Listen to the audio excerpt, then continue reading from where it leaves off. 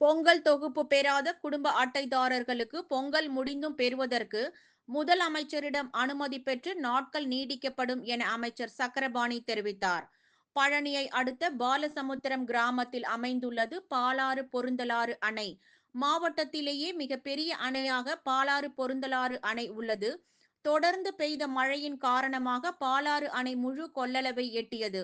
அணையில் இருந்து இடது பிரதான கால்வாய் புதிய ஆயக்கட்டு பாசனத்திற்கு நீர் திறக்க விவசாயிகள் கோரிக்கை விடுத்து வந்தனர். இந்நிலையில் விவசாயிகளின் கோரிக்கையை ஏற்று தமிழக அரசு விவசாயத்திற்கு தண்ணீர் திறக்க உத்தரவிட்டது.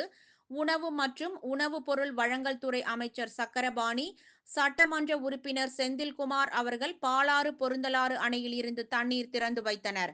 பாலாறு பொருந்தலாறு அணையில் இருந்து இன்று முதல் மே 3ஆம் தேதி வரையில் 120 நாட்களுக்கு 665 மில்லியன் கன அடி நீர் திறந்துவிடப்படுகிறது.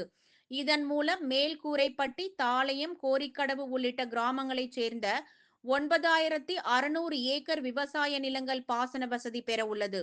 அணையில் இருந்து தண்ணீர் திறந்துவிடப்பட்டதை அடுத்து விவசாயிகள் மகிழ்ச்சி அடைந்துள்ளனர். பின்னர் பொங்கல் தொகுப்பு பெறாத குடும்ப அட்டைதாரர்களுக்கு முதலமைச்சரிடம் அனுமதி பெற்று நாட்கள் நீட்டிக்கப்படும் என அமைச்சர் சக்கரபாணி தெரிவித்தார்.